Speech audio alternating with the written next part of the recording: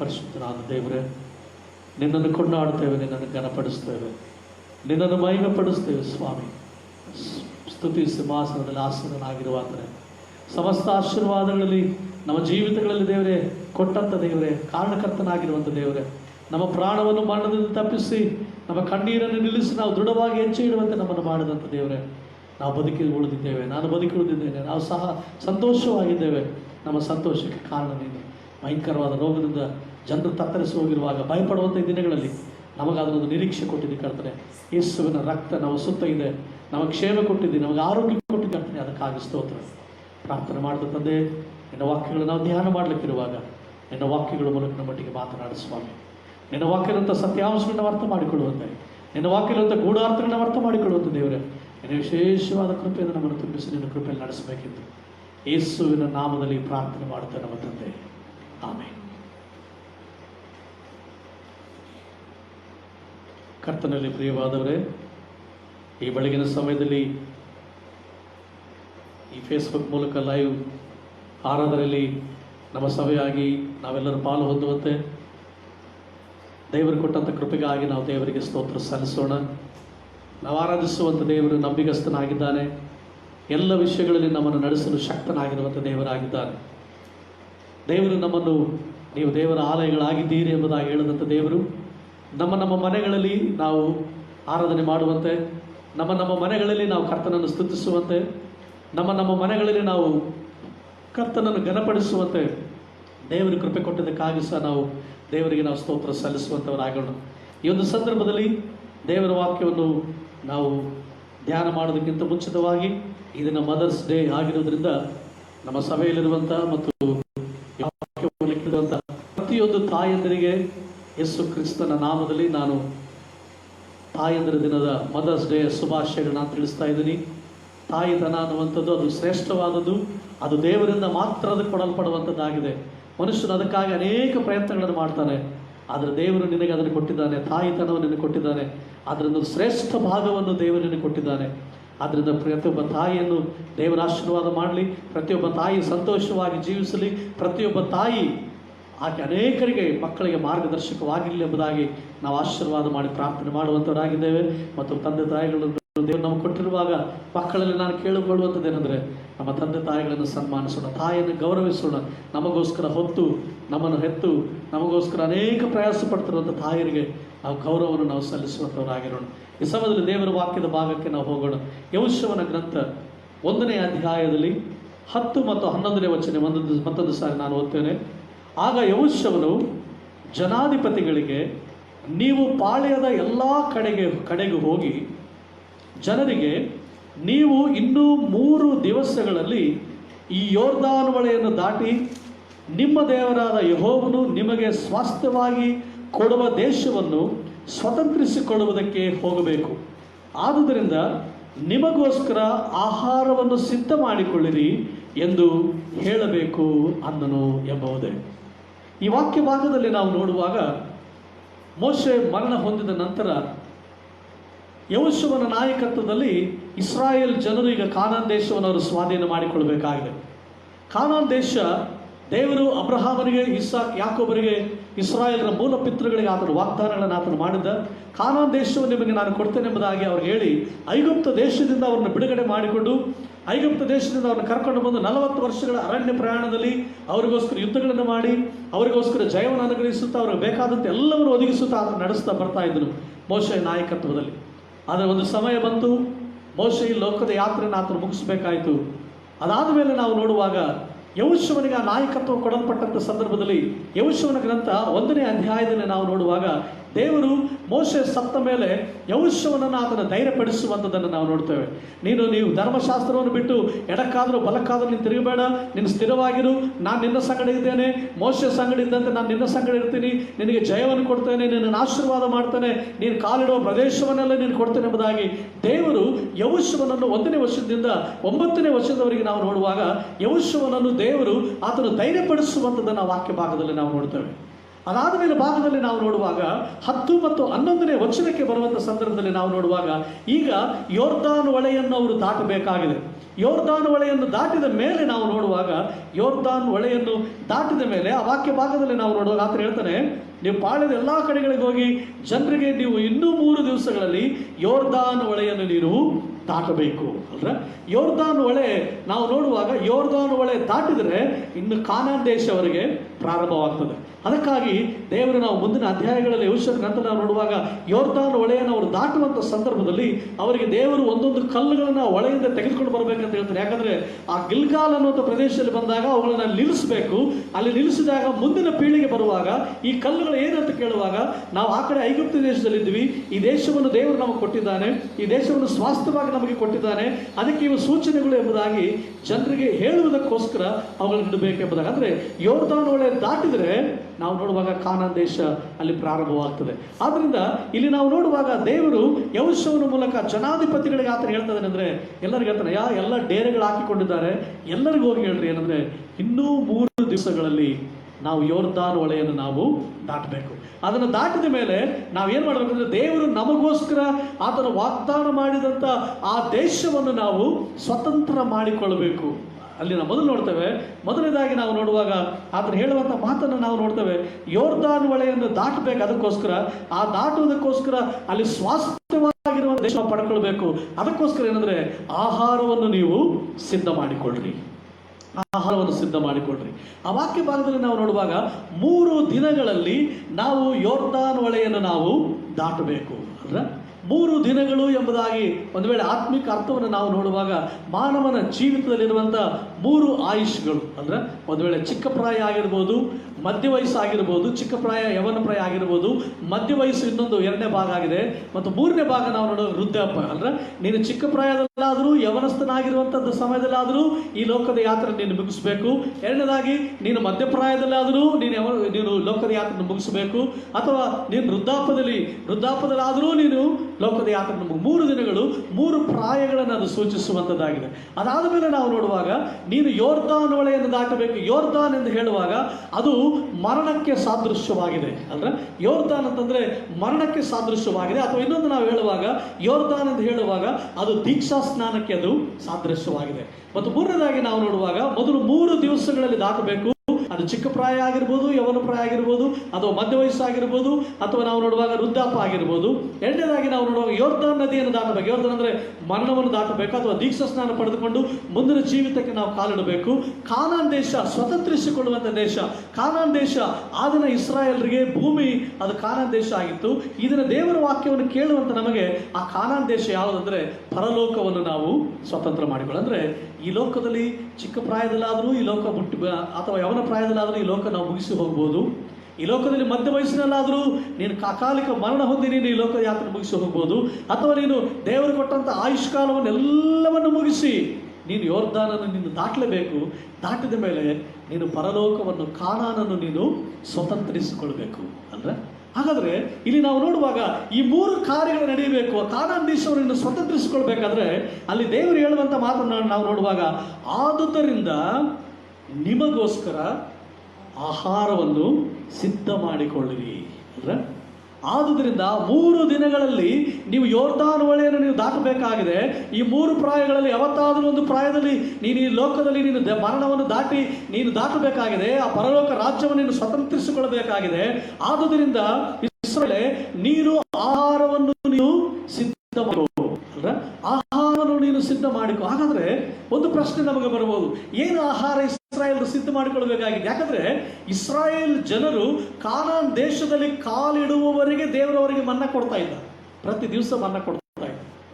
ಅವ್ರು ಕೇಳಿದಾಗೆಲ್ಲ ಅವರಿಗೆ ಬೇಕಾದಂಥ ಆಹಾರವನ್ನು ಕೊಡ್ತಾ ಇದ್ದ, ಮಾಂಸದ ಆಹಾರವನ್ನು ಕೊಡ್ತಾ ಇದ್ದ. ಆದರೆ ಇಲ್ಲಿ ಮಾತ್ರ ನೀನು ಆಹಾರವನ್ನು ಸಿದ್ಧ ಮಾಡಿಕೊ ಎಂಬುದಾಗಿ ಹೇಳ್ತಾನೆ. ಹಾಗಾದರೆ ಮನ್ನವನ್ನು ಬಿಟ್ಟು ಬೇರೆ ಆಹಾರವನ್ನು ಸಿದ್ಧ ಮಾಡಿಕೊಳ್ಬೇಕಾ?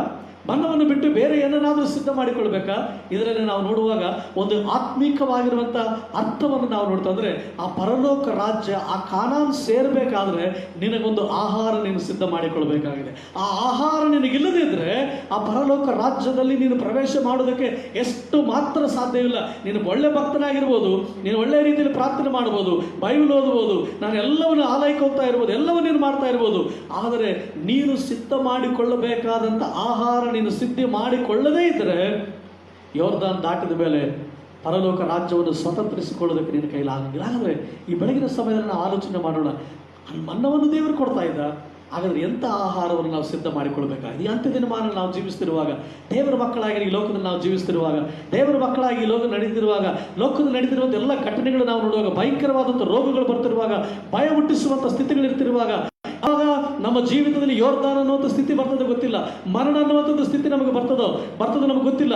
ಆದರೆ ಬಂದ ಮೇಲೆ ನಾವು ದೇಶವನ್ನು ಸ್ವತಂತ್ರ ಮಾಡಿಕೊಳ್ಬೇಕು. ಆ ಗಳಿಗೆ, ಆ ಸಮಯ, ಆ 3 ದಿನ, ಅದು ಮೊದಲನೇ ದಿನ ಆಗಿರ್ಬೋದು, 2ನೇ ದಿನ ಆಗಿರ್ಬೋದು, 3ನೇ ದಿನ ಆಗಿರ್ಬೋದು, ಯಾವ ದಿವಸ ಆ ಯೋರ್ದಾನ್ ನಿನಗೆ ಬರ್ತದೆ ಗೊತ್ತಿಲ್ಲ. ಆದರೆ ನೀನು ಆಹಾರವನ್ನು ನೀನು ಸಿದ್ಧ ಮಾಡಲ್ಲ. ಹಾಗಾದ್ರೆ ಪ್ರಿಯರೇ, ಈ ಸಮಯದಲ್ಲಿ ಕರ್ತನ ಸನ್ನಿಧಾನದಲ್ಲಿ 3 ವಿಷಯಗಳನ್ನು ನಾನು ನಿಮ್ಮೊಟ್ಟಿಗೆ ಹಂಚಿಕೊಳ್ಳೋದಕ್ಕೆ ನಾನು ಇಷ್ಟಪಡ್ತೀನಿ. ಆ ಆಹಾರ ಅಂದ್ರೆ ಏನು? ದೇವರ ಮಕ್ಕಳಾಗಿ ನಾವು ಆ ದೇಶವನ್ನು, ಆ ಪರಲೋಕವನ್ನು ಸ್ವತಂತ್ರ ಮಾಡಿಕೊಳ್ಳಬೇಕಾದ್ರೆ ನಾವು ಸಿದ್ಧ ಮಾಡಿಕೊಳ್ಳಬೇಕಾದಂಥ ಆಹಾರ ಏನು? ಎಂಥ ಆಹಾರವನ್ನು ನಾವು ಸಿದ್ಧ ಮಾಡಿಕೊಳ್ಳಬೇಕು? ಯಾವ ಆಹಾರವನ್ನು ನಾವು ಸಿದ್ಧ ಮಾಡಿಕೊಂಡ್ರೆ ಅದು ನಮ್ಮ ಜೀವಿತಗಳಲ್ಲಿ ಆಶೀರ್ವಾದಕರವಾಗಿ ಅಲ್ಲಿರ್ತದೆ, ಅಲ್ಲಿ ದೇವರು ನಮ್ಮನ್ನು ಅಂಗೀಕರಿಸ್ತಾನೆ ಅನ್ನುವಂಥ ವಿಷಯವನ್ನು ನಾವು ಈ ಒಂದು ಬೆಳಗಿನ ಸಮಯದಲ್ಲಿ ನಾವು ಧ್ಯಾನ ಮಾಡೋಣ. ಮೊದಲನೇದು ನಾವು ನೋಡುವಂಥ ಸಮಯದಲ್ಲಿ ನಾವು ನೋಡುವಾಗ, ಮೊದಲನೇ ಆಹಾರ ಏನಾಗಿದೆ ಎಂಬುದಾಗಿ ನಾವು ನೋಡಿದ್ರೆ, ದೇವರ ವಾಕ್ಯಗಳಲ್ಲಿ ನಾವು ಓದುವಂಥ ಸಂದರ್ಭದಲ್ಲಿ ಯೋಹಾನನು ಬರೆದ ಸುವಾರ್ತೆ 6ನೇ ಅಧ್ಯಾಯದ 28ನೇ ವಚನದಲ್ಲಿ ನಾವು ನೋಡುವಾಗ, ಯೇಸು ಕ್ರಿಸ್ತನು ಈ ಲೋಕದಲ್ಲಿರುವಾಗ ಅನೇಕ ಮಹತ್ ಕಾರ್ಯಗಳನ್ನು ಆತನು ಮಾಡಿದರು. ಅನೇಕ ಮಹತ್ ಕಾರ್ಯಗಳನ್ನು ಮಾಡಿ ಅನೇಕ ಸೂಚಕ ಕಾರ್ಯಗಳನ್ನು ಮಾಡಿದರು. ಅನೇಕರು ಆತನನ್ನು ಹಿಂಬಾಲಿಸಿದರು. ಅನೇಕರು ಆತನನ್ನು ತಪ್ಪಿ ಇಡುವುದಕ್ಕೆ ಬಂದಂಥವರಿದ್ದರು. ಅನೇಕ ತರತರವಾದಂಥ ಜನರು, ತರತರವಾದಂಥ ಪರಿಸ್ಥಿತಿಗಳಲ್ಲಿರುವಂಥ ಜನರು ಆತನನ್ನು ಹಿಂಬಾಲಿಸ್ತಾ ಇದ್ರು. ಆ ಸಮಯದಲ್ಲಿ ನಾವು ನೋಡುವಾಗ, ದೇವರ ವಾಕ್ಯದಲ್ಲಿರುವಂಥ ಆ ಮಾತುಗಳನ್ನು ನಾವು ನೋಡುವಂಥ ಸಂದರ್ಭದಲ್ಲಿ ನಾವು ನೋಡುವಾಗ, ಅಲ್ಲಿ ದೇವರ ವಾಕ್ಯದಲ್ಲಿ ನಾವು ನೋಡ್ತೇವೆ 6ನೇ ಅಧ್ಯಾಯದ 35ನೇ ವರ್ಷದಲ್ಲಿ ನಾವು ನೋಡುವಾಗ ಅಲ್ಲಿ ಆತನು ಹೇಳ್ತಾನೆ, ಜೀವ ಕೊಡುವ ರೊಟ್ಟಿ ನಾನೇ, ನನ್ನ ಬಳಿಗೆ ಬರುವವನು ಎಂದಿಗೂ ಹಸಿವೆಯಾಗುವುದಿಲ್ಲ, ನನ್ನನ್ನು ನಂಬುವವನಿಗೆ ಎಂದಿಗೂ ನೀರಡಿಕೆ ಆಗುವುದಿಲ್ಲ. ಇಲ್ಲಿ ನಾವು ನೋಡುವಾಗ ಜೀವ ಕೊಡುವ ಆಹಾರವು ನಾನೇ, ಅಥವಾ I am the bread of life, ಅಂದ್ರೆ ನಾನು ಜೀವ ಕೊಡುವಂಥ ಆಹಾರವಾಗಿದ್ದೇನೆ. ಹಾಗಾದರೆ ಮೊದಲನೇದಾಗಿ ನೀನು ಆಹಾರವನ್ನು ಸಿದ್ಧ ಮಾಡಿಕೊಳ್ಳು ಎಂಬುದಾಗಿ ಹೇಳುವಾಗ, ಈ ಲೋಕದಲ್ಲಿ ಜೀವಿಸುವಂಥ ಸಂದರ್ಭದಲ್ಲಿ, ದೇವರ ಮಗನಾಗಿ ನೀನು ಜೀವಿಸುವಾಗ, ಈ ಲೋಕದಲ್ಲಿ ಆಯುಷ್ಕಾಲ ಒಂದು ವೇಳೆ ಯವನ ಪ್ರಾಯದಲ್ಲಿ ಇರ್ಬೋದು, ಮಧ್ಯ ವಯಸ್ಸಿನಲ್ಲಿ ಇರ್ಬೋದು, ವೃದ್ಧಾಪದಲ್ಲಿ ಇನ್ನೇನು ಯೋರ್ದಾನನ್ನು ದಾಟುವಂಥ ಸ್ಥಿತಿಗೆ ಹತ್ತಿರವಾಗಿ ನೀನು ಇರ್ಬೋದು.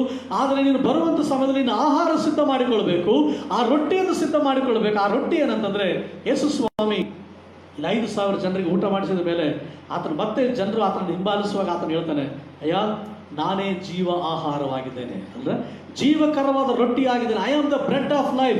ನಿಮಗೆ ನಿತ್ಯ ಜೀವವನ್ನು, ಆ ನಿತ್ಯ ಜೀವಕ್ಕೆ ನಡೆಸುವಂಥ ಆಹಾರ ನಾನೇ ಆಗಿದ್ದೇನೆ ಎಂಬುದಾಗಿ ಆತನು ಹೇಳಿದ. ಹಾಗಾದರೆ ಈ ಲೋಕದಲ್ಲಿ ನಾವು ಜೀವಿಸುವಂಥ ಸಂದರ್ಭದಲ್ಲಿ ನಾವು ಸಿದ್ಧ ಮಾಡಿಕೊಳ್ಳಬೇಕಾದಂಥ ಆಹಾರ ಏನಂತಂದರೆ, ಯೇಸು ಕ್ರಿಸ್ತನನ್ನು ನಮ್ಮ ಸ್ವಂತ ರಕ್ಷಕನನ್ನಾಗಿ ನಾವು ಅಂಗೀಕರಿಸಿಕೊಂಡವರಾಗಿರ್ಬೇಕು. ಅಥವಾ ಇನ್ನೊಂದು ಮಾತನ್ನು ಹೇಳಬೇಕಾದ್ರೆ, ಯೇಸು ಕ್ರಿಸ್ತನನ್ನು ಸಂಪಾದಿಸಿಕೊಂಡವರಾಗಿ ಈ ಲೋಕದಲ್ಲಿ ನಾವು ಜೀವಿಸಬೇಕು. ಅದಕ್ಕೆ ಯೇಸು ಕ್ರಿಸ್ತನು ಯೋಹಾನನ ಬರೆದ ಸುವಾರ್ತೆ 14ನೇ ಅಧ್ಯಾಯದ 6ನೇ ವಚನದಲ್ಲಿ ಆತನು ಹೇಳ್ತಾನೆ, ನಾನೇ ಮಾರ್ಗವು, ನಾನೇ ಸತ್ಯವು, ನಾನೇ ಜೀವವಾಗಿದ್ದೇನೆ, ನನ್ನ ಮೂಲಕವಾಗಿ ಹೊರತು ಯಾರೂ ತಂದೆಯ ಬಳಿಗೆ ಬರಲಾರರು. ಅಂದ್ರೆ ಆತನು ಮಾರ್ಗವಾಗಿದ್ದಾನೆ, ಆತನು ಸತ್ಯವಾಗಿದ್ದಾನೆ, ಆತನು ಜೀವವಾಗಿದ್ದಾನೆ, ಆತನ ಜೀವ ಆಹಾರವೂ ಜೀವಕರವಾದ ರೊಟ್ಟಿಯೂ ಆತನಾಗಿದ್ದಾನೆ. ಆ ಆಹಾರವನ್ನು ಸಿದ್ಧಪಡಿಸಿಕೊಂಡ್ರೆ ಮಾತ್ರ ಆತನ ಮೂಲಕವಾಗಿ ನಾವು ಕರ್ತನಾದಂಥ, ನಮಗೋಸ್ಕರ ಕರ್ತನು ಸಿದ್ಧಪಡಿಸಿದಂಥ ಆ ಪರಲೋಕದಲ್ಲಿ ಸೇರುವುದಕ್ಕೆ ನಮಗೆ ಸಿದ್ಧತೆ ಇದೆ. ಹಾಗಾದ್ರೆ ಪ್ರೇರೆ, ನಾವು ಆಲೋಚನೆ ಮಾಡೋಣ, ಇದನ್ನು ನಾವು ಏನನ್ನು ಸಂಪಾದನೆ ಮಾಡ್ಕೊಳ್ತಾ ಇದ್ದೀವಿ, ಏನು ಆಹಾರವನ್ನು ಸಂಪಾದನೆ ಮಾಡಿಕೊಳ್ತಾ ಇದ್ದೀವಿ. ಯೇಸು ಕ್ರಿಸ್ತನ ಹೇಳುವಂಥ ಮಾತನ್ನು ಹೇಳ್ತಾನೆ, ನೀವು ಭೂಲೋಕದಲ್ಲಿ ಗಂಟು ಮಾಡಿ ಇಟ್ಕೊಳ್ಬೇಡ್ರಿ, ಅದು ನುಸಿ ಇಡ್ತದೆ, ಕಿಲು ಬಿಡ್ತದೆ, ಅಂದ್ರೆ ಅದು ಕೆಟ್ಟು ಹೋಗ್ತದೆ.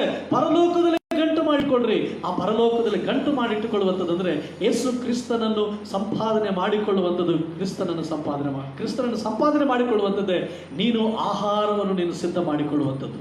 ಅಂದ್ರೆ ಯಾಕಂದ್ರೆ ದೇವರ ವಾಕ್ಯದಲ್ಲಿ ಆತ ಹೇಳುವಂಥ ಮಾತುಗಳನ್ನು ಸಹ ನೋಡ್ತೇವೆ. ಒಬ್ಬರು ಲೋಕವೆಲ್ಲ ಸಂಪಾದನೆ ಮಾಡಿಕೊಂಡ್ರು, ಆತ್ಮ ನಷ್ಟಪಟ್ಟರೆ ಅವ್ರಿಗೇನು ಪ್ರಯೋಜನ? ಅಂದ್ರೆ ಸಂಪಾದನೆ ಮಾಡಿದ್ದೀವಿ, ಆಸ್ತಿ ಪಾಸ್ತಿಗಳನ್ನ ನಾವು ಸಂಪಾದನೆ ಮಾಡಿದ್ದೀವಿ, ಧನ ಐಶ್ವರ್ಯಗಳನ್ನ ನಾವು ಸಂಪಾದನೆ ಮಾಡಿದ್ದೀವಿ, ಘನತೆ ಗೌರವಗಳನ್ನು ನಾವು ಸಂಪಾದನೆ ಮಾಡಿದ್ದೀವಿ, ಉನ್ನತವಾದಂಥ ಸ್ಥಾನಮಾನಗಳನ್ನು ನಾವು ಸಂಪಾದನೆ ಮಾಡಿದ್ದೀವಿ. ಇವು ಯಾವ ನಿನ್ನ ಹಿಂದೆ ಯೋರ್ದಾನ್ ದಾಟುವಾಗ ಅಥವಾ ಮರಣ ದಾಟುವಾಗ ನಿನ್ನ ಜೊತೆಗೆ ಯಾವುಡಿಯೂ ಬರುವುದಿಲ್ಲ. ನೀನು ದಾಟಬೇಕಾದ್ರೆ ಯೇಸು ಕ್ರಿಸ್ತನು ಮಾತ್ರ ನಿನ್ನ ಸಂಗಡ ಆ ದೇಶದವರೆಗೆ ಆತನು ಬರುವ ಆತನಾಗಿದೆ. ಆದ್ದರಿಂದ ಯೇಸು ಸ್ವಾಮಿ ಹೇಳುವಂಥ ಮಾತುಗಳನ್ನು ನಾವು ನೋಡುವಾಗ, ನಾನು ಜೀವಕರವಾದಂಥ ರೊಟ್ಟಿ ಆಗಿದ್ದೇನೆ. ಅಲ್ಲಿ ಆತನು ಹೇಳುವಂಥ ಆ ಮಾತನ್ನು ನೋಡುವಾಗ ಆತನು ಬಹಳ ಸ್ಪಷ್ಟವಾಗಿ ಆತನು ಹೇಳ್ತಾನೆ, ಜೀವ ಕೊಡುವ ರೊಟ್ಟಿ ನಾನೇ. ಅಂದ್ರೆ ಮರಣ ಆದಮೇಲೆ ಮತ್ತೆ ಜೀವ ಬರಬೇಕಾದ್ರೆ ಆ ರೊಟ್ಟಿ ಯಾರಂದ್ರೆ ಯೇಸು ಕ್ರಿಸ್ತನು. ಆ ಆಹಾರವನ್ನು ನೀನು ಸಿದ್ಧ ಮಾಡಿಕೊಳ್ಳಬೇಕು. ಈ ದಿನ ಲೋಕದಲ್ಲಿ ಜನರು ಏನೇನೋ ಸಂಪಾದನೆ ಮಾಡೋದಕ್ಕೆ ಪ್ರಯತ್ನ ಮಾಡ್ತಾ ಇದ್ದಾರೆ. ಹಣ ಸಂಪಾದನೆ ಮಾಡೋದಕ್ಕೆ ಪ್ರಯತ್ನ ಮಾಡ್ತಾ ಇದ್ದಾರೆ. ಘನತೆ ಗೌರವಗಳನ್ನು ಸಂಪಾದನೆ ಮಾಡೋದಕ್ಕೆ ಪ್ರಯತ್ನ ಮಾಡ್ತಾರೆ. ಇನ್ನೊಬ್ಬರಿಗೆ ಮೋಸ ಆದರೂ ಪರವಾಗಿಲ್ಲ, ನಾನು ಸ್ಥಾನಮಾನಗಳನ್ನು ಪಡ್ಕೊಳ್ಬೇಕೆಂಬುದಾಗಿ ಪ್ರಯತ್ನ ಮಾಡ್ತಾ ಇದ್ದಾರೆ. ಆದರೆ ನಾವು ಆಲೋಚನೆ ಮಾಡೋಣ, ಯೇಸು ಕ್ರಿಸ್ತನನ್ನು ಸಂಪಾದನೆ ಮಾಡಿಕೊಂಡಿದೀಯಾ? ಯೇಸು ಕ್ರಿಸ್ತನ ಇಲ್ಲದೇ ಇದ್ರೆ ನಿನ್ನ ಸಂಪಾದನೆ ವ್ಯರ್ಥ. ಈ ಲೋಕದಲ್ಲೇ ನೀನು ನಿತ್ಯವಾದಂಥ ನಾಶನಕ್ಕೆ ನೀನು ಹೋಗ್ತೀಯ.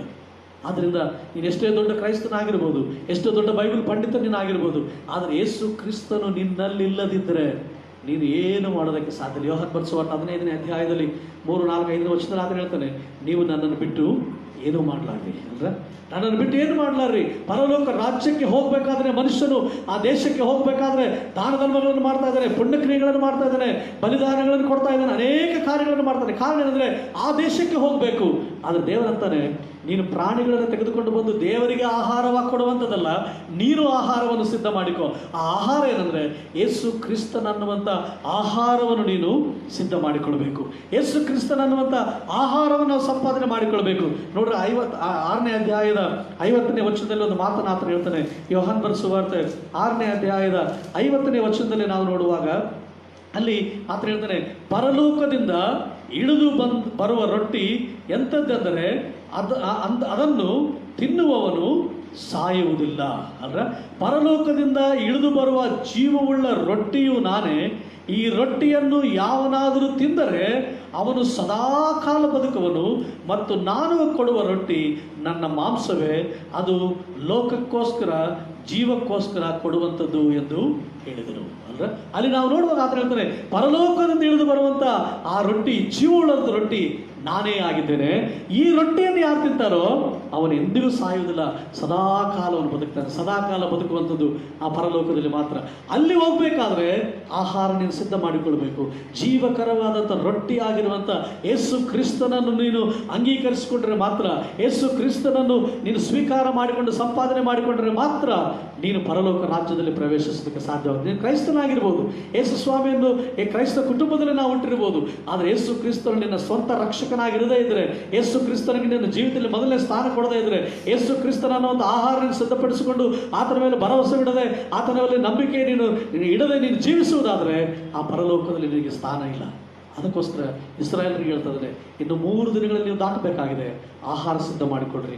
ಮೊದಲನೇ ಆಹಾರ ಆ ದೇವರ ವಾಕ್ಯದಲ್ಲಿ ನಾವು ನೋಡುವಂಥ ಸಂದರ್ಭದಲ್ಲಿ ನಾವು ನೋಡುವಾಗ ಅಂದ್ರೆ ಆ ದೇವರ ವಾಕ್ಯದಲ್ಲಿ ಬಹಳ ಸ್ಪಷ್ಟವಾಗಿ ನಾವು ನೋಡ್ತೇವೆ, ನಾನು ಮೇಲಿಂದ ಇಳಿದು ಬರುವಂಥ ಜೀವಕರವಾದಂಥ ರೊಟ್ಟಿ ನಾನೇ ಆಗಿದ್ದೇನೆ ಎಂಬುದಾಗಿ ಹೇಳ್ತಾರೆ. ನೋಡ್ರಿ 53ನೇ ವಚನದಲ್ಲಿ ನಾವು ನೋಡುವಾಗ ಇನ್ನು ಯೇಸು ಸ್ವಾಮಿ ಅದರ ಬಗ್ಗೆ ಮಾತನಾಡ್ತಾ ಆತನು ಹೇಳುವಂಥ ಮಾತನ್ನು ನೋಡ್ತಾನೆ, ನಿಮಗೆ ನಿಜ ನಿಜವಾಗಿ ಹೇಳುತ್ತೇನೆ, ನೀವು ಮನುಷ್ಯ ಕುಮಾರನ ಮಾಂಸವನ್ನು ತಿನ್ನದೆ ಅವನ ರಕ್ತವನ್ನು ಕುಡಿಯದೆ ಹೋದರೆ ನಿಮ್ಮೊಳಗೆ ಜೀವವಿಲ್ಲ. ನನ್ನ ಮಾಂಸವನ್ನು ತಿಂದು ನನ್ನ ರಕ್ತವನ್ನು ಕುಡಿಯುವವನು ನಿತ್ಯ ಜೀವ ಹೊಂದುತ್ತಾನೆ, ಮತ್ತು ನಾನು ಅವನನ್ನು ಕಡೆಯ ದಿನಗಳಲ್ಲಿ ಎಬ್ಬಿಸುತ್ತೇನೆ. ಯಾಕೆಂದರೆ ನನ್ನ ಮಾಂಸವೇ ನಿಜವಾದಂಥ ಆಹಾರ. ಇಲ್ಲಿ ಯೇಸು ಕ್ರಿಸ್ತರು ಹೇಳುವಂತ ನೋಡುವಾಗ, ನನ್ನ ದೇಹವನ್ನು ಅಂದರೆ ನನ್ನನ್ನು ನೀವು ತೆಗೆದುಕೊಂಡ್ರೆ ಮಾತ್ರ ನೀವು ನಿಜವಾದ ಆಹಾರವನ್ನು ನೀವು ತೆಗೆದುಕೊಳ್ಳುವಂಥವರಾಗ್ತೀರಿ. ಅಂದರೆ ಎರಡನೇದಾಗಿ ನಾವು ನೋಡುವಾಗ ಇದು ನಾವು ತೆಗೆದುಕೊಳ್ಳುವಂಥ ಕರ್ತನ ಸಂಸ್ಕಾರಕ್ಕೂ ಇದು ಗುರುತಿಯಾಗಿದೆ. ಅಂದರೆ ನನ್ನನ್ನು ಜ್ಞಾಪಕ ಮಾಡಿಕೊಳ್ಳೋದಕ್ಕೋಸ್ಕರ ಇದು ಕರ್ತನ ದೇಹ, ಇದು ಕರ್ತನ ರಕ್ತ ಎಂಬುದಾಗಿ ನಾವು ಅದನ್ನು ತೆಗೆದುಕೊಳ್ಳುವಾಗ ಕರ್ತನ ದೇಹವನ್ನು ನಾವು ತೆಗೆದುಕೊಳ್ತಾ ಇದ್ದೇವೆ.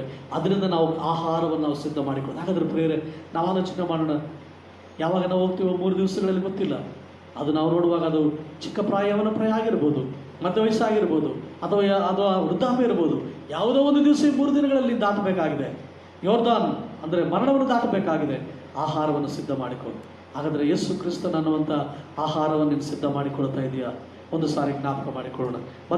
ಎರಡನೇದಾಗಿ ನಾವು ನೋಡುವಂಥ ಸಂದರ್ಭದಲ್ಲಿ ನಾವು ನೋಡುವಾಗ ನಮಗಿರುವಂಥ ಆಹಾರ, ಎರಡನೇ ಆಹಾರ, ನಾವು ಸಿದ್ಧ ಮಾಡಿಕೊಳ್ಳಬೇಕಾದಂಥ ಆಹಾರ ಯಾವುದಂದರೆ ಯೆರೆಮೀಯನ ಪ್ರವಾದನೆಯ ಗ್ರಂಥ 15ನೇ ಅಧ್ಯಾಯದ 16ನೇ ವಚನವನ್ನು ಈ ಸಂದರ್ಭದಲ್ಲಿ ನಾವು ಓದಿಕೊಳ್ಳೋಣ.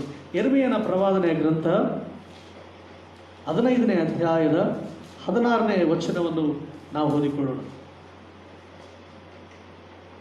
ಯೆರೆಮೀಯನ ಪ್ರವಾದನೆಯ ಗ್ರಂಥ 15ನೇ ಅಧ್ಯಾಯದ 16ನೇ ವಚನ. ಅಲ್ಲಿ ಹೀಗೆ ಬರೆಯಲ್ಪಟ್ಟಿದೆ, ಅಲ್ಲಿ ಬರೆಯುವಂಥ ಮಾತನ್ನು ನೋಡ್ತೇವೆ, ನನಗೆ ದೊರೆತ ನಿನ್ನ ಮಾತುಗಳನ್ನು ಆಹಾರ ಮಾಡಿಕೊಂಡೆನು, ನಿನ್ನ ನುಡಿಗಳು ನನಗೆ ಹರ್ಷ ಹೃದಯಾನಂದವೂ ಆದವು. ಸೇನಾಧೀಶ್ವರನಾದ ಯೆಹೋವನೇ, ಯೆಹೋವನೇ ನಾನು ನಿನ್ನ ಹೆಸರಿನವನಲ್ಲವೇ ಅಂತ ಇಲ್ಲಿ ನಾವು ನೋಡುವಾಗ ಯೆರೆಮೀಯನು ಹೇಳ್ತಾ ಇದ್ದಾನೆ, ನನಗೆ ದೊರೆತ ನಿನ್ನ ಮಾತುಗಳನ್ನು ಆಹಾರವಾಗಿ ನಾನು ಮಾಡಿಕೊಂಡಿದ್ದೇನೆ. ಯೆರೆಮೀಯನು ಸೆರೆಮನೆಯಲ್ಲಿದ್ದಾನೆ, ರೋದನೆಯಲ್ಲಿದ್ದಾನೆ, ಇಸ್ರಾಯೇಲ್ ಜನರಿಗಾಗಿ ಆತನು ಯಾತನೆ ಪಡ್ತಾ ಇದ್ದಾನೆ. ಇದ್ದದ್ದನ್ನು ಇದ್ದಂತೆ ಹೇಳಿದಕ್ಕೋಸ್ಕರ ಇಸ್ರಾಯೇಲ್ ರಾಜನು ಮತ್ತು ಅಲ್ಲಿರುವಂಥ ಅನೇಕರು ಯೆರೆಮೀಯನ ಸುಳ್ಳು ಪ್ರವಾದಿಗಳು ಯೆರೆಮೀಯನ ವಿರುದ್ಧವಾಗಿ ಮಾತನಾಡೋದ್ರಿಂದ ಆತನನ್ನು ಸೆರೆಮನೆಯಲ್ಲಿ ಹಾಕಿದ್ದಾರೆ. ಈಗ ಆಹಾರವು ಆತನಿಗೆ ಬೇಕಾದ ಸಂದರ್ಭದಲ್ಲಿ ಆತನ ದರ್ಶನಗಳನ್ನು ಕಾಣುವಾಗ ಆತನು ಹೇಳ್ತಾನೆ, ನೀನು ನನಗೆ ಕೊಟ್ಟ ಮಾತುಗಳನ್ನು ನಾನು ಮಾಡಿಕೊಂಡಿದ್ದೇನೆ. ಅಂದರೆ ನಾವು ಸಿದ್ಧ ಮಾಡಿಕೊಳ್ಳಬೇಕಾದಂಥ ಆಹಾರ ಏನಂದರೆ ದೇವರ ವಾಕ್ಯ ಅಥವಾ ದೇವರ ಮಾತುಗಳು ಅನ್ನುವಂಥ ಆಹಾರವನ್ನು ನಾವು ಸಿದ್ಧ ಮಾಡಿಕೊಳ್ಬೇಕಾಗಿದೆ ಅಲ್ರ. ಯಾಕಂದರೆ ದೇವರ ವಾಕ್ಯ ಅದು ನಮ್ಮ ಜೀವಿತಕ್ಕೆ ನಮಗೆ ಆಹಾರವಾಗಿದೆ. ದೇವರ ವಾಕ್ಯ ನಮ್ಮ ಜೀವಿತಗಳನ್ನು ಆತ್ಮಿಕ ರೀತಿಯಲ್ಲಿ ನಮ್ಮನ್ನು ದೃಢಪಡಿಸುವಂಥದ್ದು, ಆತ್ಮಿಕ ರೀತಿಯಲ್ಲಿ ನಮ್ಮನ್ನು ಬಲಪಡಿಸುವಂಥದ್ದು ಅದು ದೇವರ ವಾಕ್ಯ ಆಗಿದೆ. ದೇವರ ವಾಕ್ಯ ಶಾರೀರಿಕ ರೀತಿಯಲ್ಲಿ ಯಾವ ರೀತಿಯಲ್ಲಿ ಆಹಾರ ನಾವು ತಿನ್ನುವಂಥ ಆಹಾರ ಪದಾರ್ಥಗಳು ಶಾರೀರಿಕ ಬಲವನ್ನು ಕೊಡ್ತವೋ, ದೇವರ ವಾಕ್ಯ ಅನ್ನುವಂಥ ಆಹಾರ ಆತ್ಮಕ್ಕೆ ನಮಗೆ ಬಲವನ್ನು ಕೊಡ್ತದೆ. ನಮ್ಮ ಆತ್ಮಿಕ ಜೀವಿತಗಳಲ್ಲಿ ನಮಗೆ ಅದು ಬಲವನ್ನು ಕೊಡ್ತದೆ. ಅದಕ್ಕೆ ಯೆರೆಮೀಯನು ಹೇಳ್ತಾರೆ, ದೇವರೇ ನೀನು ಕೊಟ್ಟಂಥ ವಾಕ್ಯಗಳನ್ನು ಮಾತುಗಳನ್ನು ನಾನು ಆಹಾರವನ್ನಾಗಿ ನಾನು ಮಾಡಿಕೊಂಡಿದ್ದೇನೆ. ಹಾಗಾದ್ರೆ ಪ್ರೇರೆ, ಎರಡನೇದಾಗಿ ನಾವು ನೋಡುವಾಗ ನಾವು ಸಿದ್ಧ ಮಾಡಿಕೊಳ್ಳಬೇಕಾದಂಥ ಆಹಾರ ಎಂಥದ್ದು ಎಂಬುದಾಗಿ ನಾವು ನೋಡುವಾಗ ಅಲ್ಲಿ ಆತನು ಹೇಳ್ತದೆ ಅಂದರೆ ದೇವರ ವಾಕ್ಯ ಅನ್ನುವಂಥ ಆಹಾರವನ್ನು ನೀನು ಸಂಪಾದನೆ ಮಾಡಿಕೊಳ್ಬೇಕು. ಅಂದರೆ ನಾವು ಅನೇಕ ಸಾರಿ ಬೈಬಲ್ ನಾವು ಓದಿರ್ಬೋದು. ಎಷ್ಟು ಸಾರಿ ನೀನು ಬೈಬಲ್ ಓದಿದ್ದ ಅನ್ನೋಂಥದ್ದು ಪ್ರಾಮುಖ್ಯ ಅಲ್ಲ. ನೀನು ಬೈಬಲ್ ಓದಿದ್ದನ್ನು ಎಷ್ಟು ನಿನ್ನ ಹೃದಯದಲ್ಲಿ ನೀನು ಅಡಕವಾಗಿಟ್ಟುಕೊಂಡಿದ್ದಿ, ಎಷ್ಟು ನೀನು ದೇವರ ವಾಕ್ಯವನ್ನು ಕೈಕೊಂಡು ನೀನು ನಡೀತಾ ಇದ್ದಿ, ಆ ದೇವರ ವಾಕ್ಯ ನಿನ್ನ ಜೀವಿತದಲ್ಲಿ ಎಷ್ಟು ನೀನು ಅಭ್ಯಾಸವನ್ನು ನೀನು ಮಾಡ್ತಾ ಇದ್ದಿ, ಆ ದೇವರ ವಾಕ್ಯಕ್ಕೆ ಆ ದೇವರ ಮಾತುಗಳಿಗೆ ನೀನು ಎಷ್ಟು ಪ್ರಾಮುಖ್ಯತೆ ನೀನು ಕೊಡ್ತಾ ಇದ್ದಿ. ಯಾಕಂದರೆ ನಾವು ಬದುಕಬೇಕಾದ್ರೆ ಆದರೆ ನಮ್ಮ ಜೀವಿತಗಳಲ್ಲಿ ದೇವರ ವಾಕ್ಯ ನಮಗೆ ಬೇಕು. ಎಸ್ಕೇಲನ ಪ್ರವಾದನೆ ಗ್ರಂಥ 3ನೇ ಅಧ್ಯಾಯದಲ್ಲಿ ಸಹ ನಾವು ನೋಡುವಾಗ ಮೊದಲ 2 ವಚನಗಳನ್ನು ನಾವು ನೋಡುವಾಗ ಎಸ್ಕೇಲನ ಸಹ ಹೇಳ್ತಾನೆ, ದೇವರೇ ನೀನು ಆ ಎಸ್ಕೇಲನಿಗೆ ದೇವರು ಹೇಳ್ತಾನೆ, ಪ್ರವಾದಿಯಾಗಿರೋ ಎಸ್ಕೇಲ್ ಹೇಳ್ತಾನೆ, ನರಪುತ್ರ ನಿನ್ನ ಕೈಯಲ್ಲಿ ಏನಿದೆ ಸ್ವಾಮಿ ಸುರುಳಿದೆ, ಅದನ್ನು ತೆಗೆದುಕೊಂಡು ತಿನ್ನಂತ ಹೇಳುವಾಗ ಅದನ್ನು ತಿಂದಾಗ ಅದು ಯಾತ್ರ ಹೇಳ್ತಾನೆ, ಅದು ಜೇನುತುಪ್ಪದ ರುಚಿಗಿಂತಲೂ ಬಹಳ ಮಧುರವಾಗಿ ಅದು ಇತ್ತು. ಹಾಗಾದರೆ ದೇವರ ವಾಕ್ಯ ನಮ್ಮ ಜೀವಿತಗಳಲ್ಲಿ ಮಧುರವಾದಂಥ ಅನುಭವಗಳನ್ನು ತೆಗೆದುಕೊಂಡು ಬರ್ತದೆ. ಆ ದೇವರ ವಾಕ್ಯವನ್ನು ಇದನ್ನು ನಾವು ಸಂಪಾದನೆ ಮಾಡಿಕೊಳ್ಳಬೇಕಾಗಿದೆ. ಅಂದರೆ ಆಲೋಚನೆ ಮಾಡೋಣ, ದೇವರ ವಾಕ್ಯವನ್ನು ಎಷ್ಟು ಸಂಪಾದನೆ ಮಾಡಿಕೊಳ್ತಾ ಇದ್ದೀವಿ, ಅಂದರೆ ಎಷ್ಟು ಓದ್ತಾ ಇದ್ದೀವಿ ದೇವರ ವಾಕ್ಯ, ನಾವು ಎಷ್ಟು ವಾಕ್ಯಗಳನ್ನು ಬಾಯ್ಪಾಠ ನಾವು ಮಾಡ್ತಾ ಇದ್ದೀವಿ, ಎಷ್ಟು ವಾಕ್ಯಗಳನ್ನು ನಾವು ಧ್ಯಾನ ಮಾಡ್ತಾ ಇದ್ದೀವಿ, ಎಷ್ಟು ವಾಕ್ಯಗಳನ್ನು ನಾವು ದೇವರ ವಾಕ್ಯಗಳನ್ನು ನಾವು ಅರ್ಥ ಮಾಡಿಕೊಂಡು ನಾವು ಓದುವುದಕ್ಕೆ ನಾವು ಪ್ರಯತ್ನ ನಾವು ಮಾಡ್ತಾ ಇದ್ದೀವಿ. ಅಂದರೆ ಕರ್ತನ ಸನ್ನಿಧಾನದಲ್ಲಿ ನಮ್ಮನ್ನು ನಾವು ಪರೀಕ್ಷೆ ಮಾಡಿಕೊಳ್ಳೋಣ. ಯಾಕಂದರೆ ದೇವರ ವಾಕ್ಯದಲ್ಲಿ ನಾವು ನೋಡುವಾಗ ಮತ್ತಾಯನ ಬರೆದ ಸುವಾರ್ತೆ 4ನೇ ಅಧ್ಯಾಯ 1-10 ವಚನಗಳನ್ನು ನಾವು ನೋಡುವಾಗ ಅಲ್ಲಿ ದೇವರ ವಾಕ್ಯದಲ್ಲಿ ನಾವು ನೋಡ್ತೇವೆ, ಸೈತಾನನ ಯೇಸು ಕ್ರಿಸ್ತನನ್ನು ಶೋಧಿಸುವಂಥ ಸಂದರ್ಭದಲ್ಲಿ ಯೇಸು ಕ್ರಿಸ್ತನು ಹೇಳಿದಂಥ ಸೈತಾನನಿಗೆ ಉತ್ತರ ಕೊಟ್ಟಂಥದ್ದು ಮಾತು, ಮನುಷ್ಯನು ರೊಟ್ಟಿ ತಿಂದು ಮಾತ್ರ ಬದುಕುವುದಿಲ್ಲ, ದೇವರ ಬಾಯಿಂದ ಹೊರಡುವಂಥ ಪ್ರತಿಯೊಂದು ಮಾತಿನಿಂದಲೂ ಆತನು ಬದುಕ್ತಾನೆ. ರೊಟ್ಟಿ ತಿಂದರೆ ದೈಹಿಕವಾದ ರೀತಿಯಲ್ಲಿ ನೀನು ಬದುಕ್ತೀಯ. ದೇವರ ಮಾತುಗಳನ್ನು ನೀನು ತಿಂದರೆ, ದೇವರ ಬಾಯಿಂದ ಹೊರಡುವಂಥ ಮಾತುಗಳನ್ನು ನೀನು ಅನುಸರಿಸಿ ನಡೆದರೆ ಆತ್ಮಿಕ ರೀತಿಯಲ್ಲಿ ನೀನು ಜೀವಿಸ್ತೀಯ. ಆ ದೇವರ ವಾಕ್ಯ ನಿನ್ನಲ್ಲಿರುವಾಗ ಆ ಕಾನಾನ್ ದೇಶವನ್ನು ಪ್ರವೇಶಿಸುವುದಕ್ಕೆ ನೀನು ಆಹಾರವನ್ನು ನೀನು ಸಿದ್ಧ ಮಾಡಿಕೊಂಡವ ನೀನು ಆಗ್ತೀಯ. ಅಂದರೆ ಆ ಆಹಾರ ನಮ್ಮ ಜೀವಿತಗಳಲ್ಲಿ ಬಹಳ ಬಹಳ ಬಹಳ ಬಹಳ ಶ್ರೇಷ್ಠವಾದದ್ದು. ದೇವರ ವಾಕ್ಯದಲ್ಲಿ ಸಹ ಹೇಳ್ತದೆ, ಆಮೋಸನ ಪ್ರವಾದನೆ ಗ್ರಂಥದಲ್ಲಿ ಸಹ ನಾವು ನೋಡುವ ಸಂದರ್ಭದಲ್ಲಿ ಅಲ್ಲಿ ದೇವರ ವಾಕ್ಯದಲ್ಲಿ ನಾವು ನೋಡುವ 8ನೇ ಅಧ್ಯಾಯ 11ನೇ ವಚನ, ಒಂದು ದಿನ ಬರಗಾಲ ಬರ್ತದಂತೆ, ಒಂದು ದಿನ ಕ್ಷಾಮ ಬರ್ತದಂತೆ. ಅದು ಅನ್ನದ ಕ್ಷಾಮವಲ್ಲ, ನೀರಿನ ಕ್ಷಾಮವಲ್ಲ, ದೇವರ ವಾಕ್ಯದ ಕ್ಷಾಮ ಅಥವಾ ದೇವರ ವಾಕ್ಯದ ಬರಗಾಲ. ಜನರು ಸಮುದ್ರದ ಈ ಕಡೆಯಿಂದ ಆ ಕಡೆವರೆಗೆ ಜನರು ಯವನಸ್ಥರು ಜನರು ಓಡಾಡ್ತಾರಂತೆ, ದೇವರ ವಾಕ್ಯ ನಮಗೆ ಬೇಕೆಂಬುದಾಗಿ. ಅಂದರೆ ಜನರು ನಾವು ನೋಡುವಾಗ ಪೂರ್ವದಿಂದ ಪಶ್ಚಿಮಕ್ಕೆ, ಉತ್ತರದಿಂದ ದಕ್ಷಿಣಕ್ಕೆ ಜನರು ದೇವರ ವಾಕ್ಯಕ್ಕೋಸ್ಕರ ಅವರು ಓಡಾಡ್ತಾ ಇರ್ತಾರಂತೆ. ಹಾಗಾದರೆ ನಾವು ನೋಡುವಾಗ ಆ ವಾಕ್ಯದ ಕ್ಷಾಮ ಬಂದಾಗ ಅವ್ರಿಗೆ ಅದು ಸಿಗುವುದಿಲ್ಲ. ಹಾಗಾದರೆ ಪ್ರೇರೆ, ಆ ಕ್ಷಾಮ ಕಾಲ ಬರುವುದಕ್ಕಿಂತ ಮುಂಚಿತವಾಗಿ ನಿನಗೆ ಬೇಕಾದಂಥ ದೇವರ ವಾಕ್ಯ ಅನ್ನುವಂಥ ಆಹಾರವನ್ನು ನೀನು ಸಿದ್ಧ ಮಾಡಿಕೊಳ್ಬೇಕಾಗಿದೆ. ದೇವರ ವಾಕ್ಯವನ್ನು ನೀನು ಸಂಪಾದನೆ ಮಾಡಿಕೊಳ್ಳಬೇಕಾಗಿದೆ. ದೇವರ ವಾಕ್ಯದಲ್ಲಿ ಬೇರೂರಿದಂಥ ಅನುಭವ ನಿನಗಿರಬೇಕಾಗಿದೆ. ಯಾಕಂದರೆ ದೇವರ ವಾಕ್ಯದಲ್ಲಿ ನೀನು ಇಲ್ಲದಿದ್ದರೆ ನಿನ್ನ ಜೀವಿತಕ್ಕೆ ಸಂತೋಷ ಇರಂಗಿಲ್ಲ. ಅದಕ್ಕೆ ಕೀರ್ತನಗಾರನು ಹೇಳ್ತಾನೆ 1ನೇ ಕೀರ್ತನೆಯಲ್ಲಿ, ದುಷ್ಟರ ಆಲೋಚನೆಯಿಂದ ನಡೆಯದೆ, ಪಾಪಾತ್ಮನ ಮಾರ್ಗದಲ್ಲಿ ನಿಂತುಕೊಳ್ಳದೆ, ಧರ್ಮನಿಂದಕರೊಡನೆ ಕೂತುಕೊಳ್ಳದೆ, ಯೆಹೋವನ ಧರ್ಮಶಾಸ್ತ್ರವನ್ನು ಧ್ಯಾನಿಸುವವನಾಗಿ ಅದನ್ನು ಹಗಲಿರುಳು, ಯೆಹೋವನ ಧರ್ಮಶಾಸ್ತ್ರದಲ್ಲಿ ಆನಂದ ಪಡುವವನಾಗಿ ಅದನ್ನು ಹಗಲಿರುಳು ಧ್ಯಾನಿಸುವವನು ಅವನು ನೀರಿನ ಕಾಲುವೆಗಳ ಬಳಿಯಲ್ಲಿರುವಂಥ ಮರದಂತೆ ಅವನಿರ್ತಾನೆ. ತಕ್ಕ ಕಾಲದಲ್ಲಿ ಫಲವನ್ನು ಕೊಡ್ತಾನೆ, ಅದರ ಎಲೆ ಬಾಡುವುದಿಲ್ಲ. ಅದು ನಾವು ನೋಡುವಾಗ ಅವನು ಮಾಡುವುದೆಲ್ಲವೂ ಸಫಲವಾಗ್ತದೆ. ಕಾರಣ ಏನು ಗೊತ್ತಾ? ದೇವರ ವಾಕ್ಯದಲ್ಲಿ ಅಷ್ಟು ಶಕ್ತಿ ಇದೆ. ನಿನ್ನನ್ನು ಫಲಿಸುವಂತೆ ಮಾಡ್ತದೆ. ನಿನ್ನನ್ನು ಆ ಕಾನಾನ್ ದೇಶ ಪರಲೋಕದಲ್ಲಿ ನೀನು ಸೇರಬೇಕಾದ್ರೆ ದೇವರ ವಾಕ್ಯ ಅನ್ನೋ ಒಂದು ಆಹಾರ ಸಿದ್ಧ ಮಾಡಿಕೊಂಡು ಪ್ರೇರೆ ಅಂತ್ಯ ದಿನಮಾನಗಳಲ್ಲಿದ್ದೇವೆ. ಯಾವಾಗ ಆಲಯಗಳು ಕೆಲವು ದಿವಸ ಮುಚ್ಚಲ್ಪಟ್ಟಿವೆ, ಮುಂದೆ ಏನಾಗ್ತದೆ ನಮ್ಗೆ ಗೊತ್ತಿಲ್ಲ, ಯಾವ ಸ್ಥಿತಿ ನಮಗೆ ಬರ್ತದೆ ಗೊತ್ತಿಲ್ಲ, ವಾಕ್ಯ ನಮ್ಮ ಕೈಯಲ್ಲಿ ಸಿಗ್ತದೆ ಗೊತ್ತಿಲ್ಲ. ಆದರೆ ನಮ್ಮ ಸ್ವಂತ ಭಾಷೆಯಲ್ಲಿ ದೇವರ ವಾಕ್ಯ ನಾವು ಕೇಳಿಸ್ಕೊಳ್ತಾ ಇರುವಾಗ, ದೇವರ ವಾಕ್ಯ ನಾವು ಓದ್ತಾ ಇರುವಾಗ, ದೇವರ ವಾಕ್ಯ ನಮ್ಮ ಕೈಯಲ್ಲಿ ಕೊಡಲ್ಪಟ್ಟಿರುವಾಗ ಆ ಆಹಾರವನ್ನು ಸಂಪಾದನೆ ಮಾಡಿಕೊಳ್ಳೋಣ. ಓದೋಣ, ಪ್ರತಿ ದಿವಸ 2 ಅಧ್ಯಾಯ 3 ಅಧ್ಯಾಯ ಓದೋಣ, ಧ್ಯಾನ ಮಾಡೋಣ. ಏನು ಹೇಳ್ತಾರೆ ದೇವರಿದ್ರಲ್ಲಿ ನನಗೋಸ್ಕರ ವಾಕ್ಯವನ್ನು ಓದೋಣ, ಅರ್ಥ ಮಾಡಿಕೊಳ್ಳೋಣ. ವಾಕ್ಯದಲ್ಲಿರುವಂಥ ಆಹಾರವನ್ನು ನಾವು, ವಾಕ್ಯದಲ್ಲಿರುವಂಥ ಶಕ್ತಿಯನ್ನು ಆಹಾರವಾಗಿ ನಾವು ಮಾಡಿಕೊಳ್ಳೋಣ. ಎಷ್ಟು ಆಹಾರವಾಗಿ ನೀನು ಅದನ್ನು ಮಾಡಿಕೊಳ್ತಾ ಹೋಗ್ತೀಯೋ ಆತ್ಮೀಕ ರೀತಿಯಲ್ಲಿ ನೀನು ಫಲ ಹೊಂದುವುದಕ್ಕೆ ನಿನ್ನ ಶಕ್ತಿ ಆಗ್ತದೆ. ಸೈತಾನನ್ನು ಎದುರಿಸುವುದಕ್ಕೆ ಶಕ್ತಿ ನಿನ್ನ ಜೀವಿತದಲ್ಲಿ ದೇವರು ವಾಕ್ಯದ ಮೂಲಕ ಆತನ ಕೊಡಲಿಕ್ಕಿದ್ದಾನೆ. ಆದ್ದರಿಂದ 2ನೇ ಆಹಾರ, ಮೊದಲನೇ ಆಹಾರ ಯೇಸು ಕ್ರಿಸ್ತನ ಅನ್ನುವಂಥ ಆಹಾರವನ್ನು ನೀನು ಸಂಪಾದನೆ ಮಾಡಿಕೊಳ್ಬೇಕು. 2ನೇದಾಗಿ ದೇವರ ವಾಕ್ಯ ಅನ್ನುವಂಥ ಆಹಾರವನ್ನು ನೀನು ಸಂಪಾದನೆ ಮಾಡಿಕೊಳ್ಳು. ಆ ದೇವರ ವಾಕ್ಯವನ್ನು ಸಮೃದ್ಧಿಯಾಗಿ ನೀನು ಸಂಪಾದನೆ ಮಾಡಿಕೊಳ್ಳಬೇಕು. ನಿನ್ನ ಪಾತ್ರೆ ತುಂಬಿ ಒರೆಸಬೇಕು ದೇವರ ವಾಕ್ಯದಿಂದ. ನಿನ್ನ ಪಾತ್ರೆ ನೀನು ಮಾತನಾಡುವಾಗ ದೇವರ ವಾಕ್ಯದ ಮೇಲೆ ನಿನ್ನ ಜೀವಿತ ಆಧಾರಪಟ್ಟದ್ದಾಗಿರಬೇಕು. ನೀನು ತೀರ್ಮಾನ ಮಾಡುವಾಗ ದೇವರ ವಾಕ್ಯಕ್ಕೆ ಅನುಸಾರವಾದ ತೀರ್ಮಾನ ಆಗಿರ್ಬೋದು. ನೀನು ನಡೆಯುವಾಗ ದೇವರ ವಾಕ್ಯಕ್ಕೆ ಅನುಸಾರವಾದಂಥ ನಡತೆ ನಿನ್ನದಾಗಿರಬೇಕು. ಅಂಥ ತೀರ್ಮಾನವನ್ನು ನೀನು ಮಾಡುವಾಗ, ಅಂಥ ಮಾರ್ಗದಲ್ಲಿ ನಡೆಯುವಾಗ, ಅಂಥ ಆಲೋಚನೆಗಳಲ್ಲಿ ನಡೆಯುವಾಗ ದೇವರ ವಾಕ್ಯ ಹೇಳ್ತದೆ ಆ ಕಾನಾನ್ ದೇಶವನ್ನು ಪರಲೋಕವನ್ನು ನೀನು ಸ್ವತಂತ್ರಿಸಿಕೊಳ್ತೀಯ. ಅಂದರೆ ದೇವರ ವಾಕ್ಯ ಅಂದರೆ ಕ್ರಿಸ್ತನೇ, ಆತನೇ ನಾವು ಸಂಪಾದನೆ ಮಾಡಬೇಕು. ಮತ್ತು 3ನೇದಾಗಿ ಕೊನೆಯದಾಗಿ ನಾನು ಹೇಳಿ ಮುಗಿಸ್ತೇನೆ. ಯೋಹಾನ್ ಬರೆದ ಸುವಾರ್ತೆ 4ನೇ ಅಧ್ಯಾಯದ 34ನೇ ವಚನದಲ್ಲಿ ನಾವು ನೋಡುವಾಗ ಅಲ್ಲಿ ದೇವರ ವಾಕ್ಯದಲ್ಲಿ ಸಮರಿಯ ಸ್ತ್ರೀಯೊಟ್ಟಿಗೆ ಯೇಸು ಸ್ವಾಮಿ ಮಾತನಾಡುವಂಥದ್ದನ್ನು ನಾವು ನೋಡ್ತೇವೆ. ಸಮರಿಯ ಸ್ತ್ರೀಯೊಟ್ಟಿಗೆ ಮಾತನಾಡಿದ ಮೇಲೆ ಯೇಸು ಕ್ರಿಸ್ತನು ಅಲ್ಲಿ ಶಿಷ್ಯರು ಬಂದು ಆತನನ್ನು ಊಟ ಮಾಡೋದಕ್ಕೆ ಹೇಳ್ತಾರೆ. 34ನೇ ವಚನಕ್ಕೆ ಬಂದಂಥ ಸಂದರ್ಭದಲ್ಲಿ ಅಲ್ಲಿ ನಾವು ನೋಡುವಾಗ ಅಲ್ಲಿ ದೇವರ ವಾಕ್ಯದಲ್ಲಿ ಹೇಳಿದಂಥ ಮಾತುಗಳನ್ನು ನಾವು ನೋಡ್ತೇವೆ.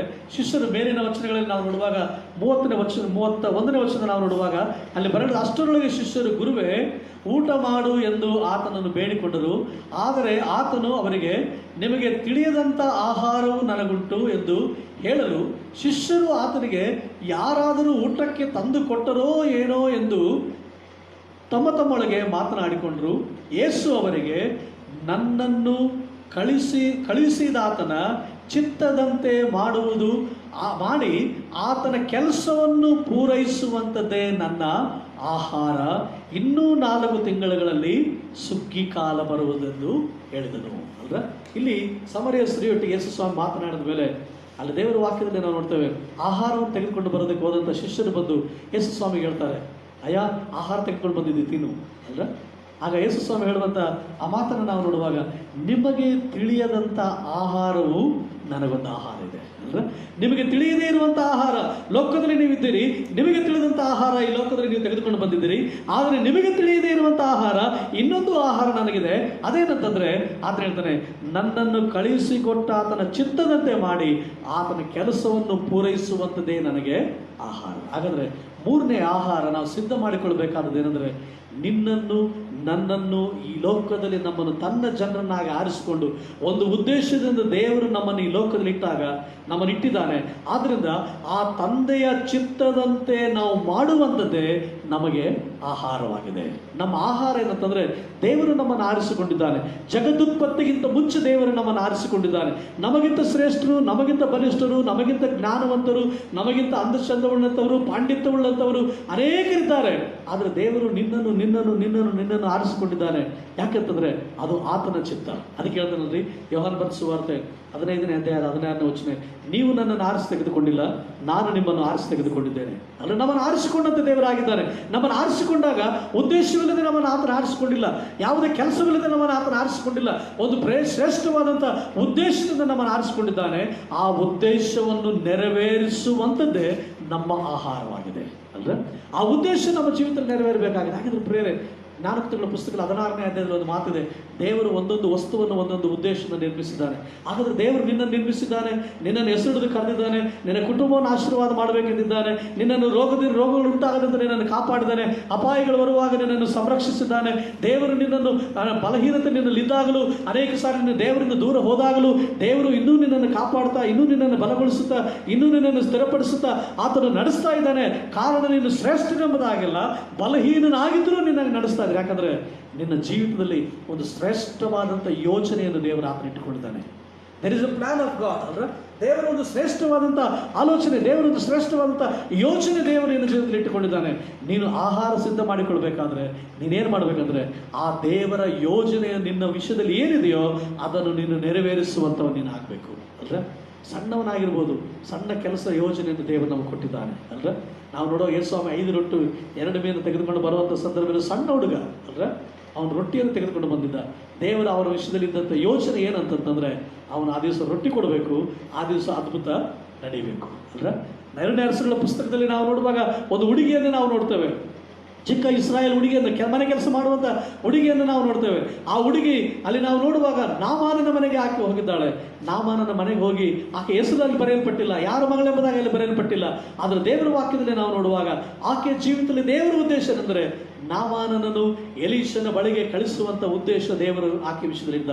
ಆಕೆ ಹೇಳಿದಳು, ಅಮ್ಮ ನಮ್ಮ ದೇಶದಲ್ಲಿ ಒಬ್ಬ ಪ್ರವಾದಿದ್ದಾನೆ, ಆತನ ಹತ್ರ ಹೋದರೆ ನಮ್ಮ ಯಜಮಾನನ ಸೆರೆಗಾಗ್ತದೆ ಅಲ್ವ. ಹಾಗಾದರೆ ನಮ್ಮ ಪ್ರತಿಯೊಬ್ಬರ ಜೀವಿತಗಳಲ್ಲಿ ದೊಡ್ಡ ಉದ್ದೇಶ ಇರ್ಬೋದು, ಸಣ್ಣ ಉದ್ದೇಶ ಇರ್ಬೋದು, but there is a plan of God for you. ನಿನಗೋಸ್ಕರ ದೇವರ ಚಿತ್ತ ಇದೆ. ಆ ಚಿತ್ತವನ್ನು ತಿಳಿದುಕೊಂಡು ಆ ದೇವರ ಚಿತ್ತವನ್ನು ಮಾಡುವಂಥದ್ದೇ ನೀನು ಆಹಾರವನ್ನು ಸಿದ್ಧ ಮಾಡಿಕೊಡುವಂಥದ್ದು. ಅದು ಈ ಲೋಕದಲ್ಲಿರುವಂಥ ಜನರಿಗೆ ಗೊತ್ತಾಗಲ್ಲ. ಅದನ್ನೇ ಹೆಸರು ಹೇಳ್ತಾನೆ, ನಿಮಗೆ ತಿಳಿಯದೇ ಇರುವಂಥ ಆಹಾರ ನನಗಿದೆ ಅಲ್ಲ. ಆ ತಿಳಿಯದೇ ಇರುವಂಥ ಆಹಾರ ಅಂದರೆ ಪ್ರತಿಯೊಬ್ಬೊಬ್ಬರಿಗೆ ನನಗೆ ತಿಳಿದಂಥ ಆಹಾರ ಅದು ನಿನಗೆ ಗೊತ್ತಿಲ್ಲ ಅಲ್ಲ. ನಿನಗಿರುವಂಥ ಆಹಾರ ಅದು ನನಗೆ ಗೊತ್ತಿಲ್ಲ, ನನಗಿರುವಂಥ ಆಹಾರ ಇನ್ನೊಬ್ಬರಿಗೆ ಗೊತ್ತಿಲ್ಲ. ಅಂದರೆ ನನಗೋಸ್ಕರ ಒಂದು ವಿಶೇಷವಾದಂಥ ಯೋಜನೆ ಇದೆ, ವಿಶೇಷವಾದಂಥ ಒಂದು ಪ್ರಣಾಳಿಕೆಯನ್ನು ದೇವರಿಟ್ಟಿದ್ದಾನೆ. ಒಬ್ಬೊಬ್ಬರಿಗೆ ಒಂದೊಂದು ಆಹಾರವನ್ನು ದೇವರಿಟ್ಟಿದ್ದಾನೆ, ದೇವರ ಚಿತ್ತ ಇಟ್ಟಿದ್ದಾನೆ. ಆ ಚಿತ್ತವನ್ನು ಮಾಡುವಂಥದ್ದೇ ನಮ್ಮ ಜೀವಿತಗಳಲ್ಲಿ ನಮಗೆ ಆಹಾರವಾಗಿದೆ. ಆ ಆಹಾರ ಯಾವಾಗ ಸಿದ್ಧ ಮಾಡ್ಕೊಳ್ತೀವೋ ಆಗಲೇ ಆ ಲೋಕದಲ್ಲಿ ನಾವು ಸೇರುವುದಕ್ಕೆ ಸಾಧ್ಯ ಅಲ್ರ. ದೇವರ ವಾಕ್ಯದಲ್ಲಿ ಸಹ ಇರುವಂಥ ಅನೇಕ ಮಾತುಗಳನ್ನು ನಾವು ಆಡುವಂಥ ಸಂದರ್ಭದಲ್ಲಿ, ದೇವರ ವಾಕ್ಯದಲ್ಲಿ ನಾವು ನೋಡುವಂಥ ಸಂದರ್ಭದಲ್ಲಿ ನಾವು ನೋಡುವಾಗ ದೇವರ ವಾಕ್ಯದಲ್ಲಿ ನೋಡ್ತೇವೆ, ಆಹಾರ ದೇವರ ಚಿತ್ತವನ್ನು ನೆರವೇರಿಸುವಂಥದ್ದೇ ನನ್ನ ಆಹಾರ.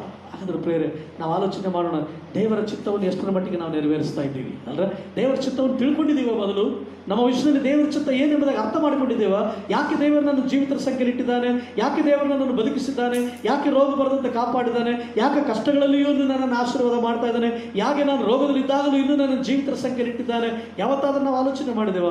ಒಂದು ಪ್ಲಾನ್ ಇದೆ. ದೇವರು ನಿನ್ನ ವಿಷಯದಲ್ಲಿ ಆಲೋಚನೆ ಇಟ್ಟುಕೊಂಡಿದ್ದಾನೆ. ಆ ಚಿತ್ತವನ್ನು ನೆರವೇರಿಸುವಂಥದ್ದೇ ಕರ್ತನ ಆಲೋಚನೆ, ಕರ್ತನ ನಿನ್ನ ಆಹಾರ.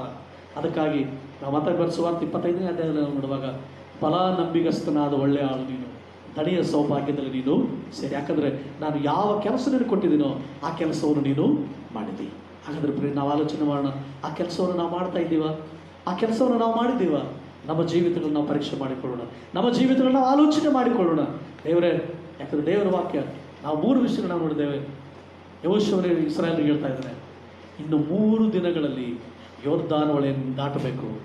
ಇನ್ನು 3 ದಿನಗಳಲ್ಲಿ ಯೋರ್ದಾನ್ ಹೊಳೆಯನ್ನು ದಾಟಿ ನೀನು ಕಾನಾನ್ ದೇಶವನ್ನು ನೀನು ಸ್ವತಂತ್ರ ಮಾಡಿಕೊಂಡು. 3 ದಿನಗಳಂದರೆ ನಾನು ಹೇಳಿದೆ, ಚಿಕ್ಕ ಪ್ರಾಯ ಅಥವಾ ಯೌವನ ಪ್ರಾಯ ಒಂದು ವಯಸ್ಸು, ಮಧ್ಯ ವಯಸ್ಸು ಒಂದು, ಅಥವಾ ವೃದ್ಧಾಪ. ಈ 3 ದಿನಗಳಲ್ಲಿ ಯಾವತ್ತಾದರೂ ನೀನು ಮರಣ ಅನ್ನುವಂಥ ಯೋರ್ದಾನ್ ಹೊಳೆಯನ್ನು ದಾಟಬೇಕು, ಪರಲೋಕ ಅನ್ನುವಂಥ ಕಾನಾನ್ ದೇಶವನ್ನು ಸ್ವಾತಂತ್ರಿಸ್ಕೊಳ್ಬೇಕು. ಅದನ್ನು ನೀನು ಮಾಡಬೇಕಾದ್ರೆ ಆಹಾರವನ್ನು ನೀನು ಸಿದ್ಧ ಮಾಡಿಕೊಳ್ಬೇಕು. ಮೊದಲನೇ ಆಹಾರ ನಾನು ಹೇಳಿದೆ, ಯೇಸು ಕ್ರಿಸ್ತನನ್ನುವಂಥ ಜೀವಕರವಾದಂಥ ಆಹಾರ ಸಿದ್ಧ ಮಾಡಿಕೊಳ್ಳದೇ ಇದ್ದರೆ ಆ ಕಾನಾನ್ ದೇಶದಲ್ಲಿ ನಿನಗೆ ಪ್ರವೇಶ ಇಲ್ಲ. ಎರಡನೇದಾಗಿ, ದೇವರ ವಾಕ್ಯ ಅನ್ನುವಂಥ ಜೀವಕರವಾದ ಆಹಾರವನ್ನು ನೀನು ಸಂಪಾದನೆ ಮಾಡಿಕೊಳ್ಳದೇ ಇದ್ದರೆ, ಅದರ ವಿಷಯದಲ್ಲಿ ಆಸಕ್ತಿ ನೀನು ಕೊಡದೇ ಇದ್ದರೆ ಅಲ್ಲಿ ನಿನಗೆ ಪ್ರವೇಶ ಇಲ್ಲ. ಮತ್ತು 3ನೇದಾಗಿ ನಾವು ನೋಡುವಾಗ ಅಲ್ಲಿ ದೇವರ ವಾಕ್ಯದಲ್ಲಿ ನಾವು ನೋಡ್ತೇವೆ, ನಿನ್ನ ವಿಷಯದಲ್ಲಿ ದೇವರ ಚಿತ್ತ ಇದೆ. ಆ ದೇವರ ಚಿತ್ತವನ್ನು ಅನ್ನುವಂಥ ಆಹಾರವನ್ನು ನೀನು ನೆರವೇರಿಸದೇ ಇದ್ದರೆ, ಆ ದೇವರ ಚಿತ್ತವನ್ನು ನೆರವೇರಿಸಿದರೆ ಮಾತ್ರ ಆ ಆಹಾರವನ್ನು ಸಿದ್ಧ ಮಾಡಿಕೊಂಡವನೇನಾಗ್ತದೆ. ಆದ್ದರಿಂದ ಈ 3 ಕಾರ್ಯಗಳನ್ನು ಮಾಡೋಣ. ಯೇಸು ಕ್ರಿಸ್ತರನ್ನು ನಾವು ಸಂಪಾದನೆ ಮಾಡಿಕೊಳ್ಳೋಣ, ದೇವರ ವಾಕ್ಯಗಳನ್ನು ಹೆಚ್ಚಾಗಿ ಧ್ಯಾನ ಮಾಡಿ ಅದನ್ನು ಆಹಾರವಾಗಿ ನಾವು ಅದನ್ನು ಮಾಡಿಕೊಳ್ಳೋಣ, ಮತ್ತು ನಮ್ಮ ವಿಷಯದಲ್ಲಿ ದೇವರ ಚಿತ್ತ ಏನಿದೆಯೋ ಅದನ್ನು ಮಾಡಿ ಆ ಆಹಾರವನ್ನು ನಾವು ಸಿದ್ಧ ಮಾಡಿಕೊಳ್ಳೋಣ.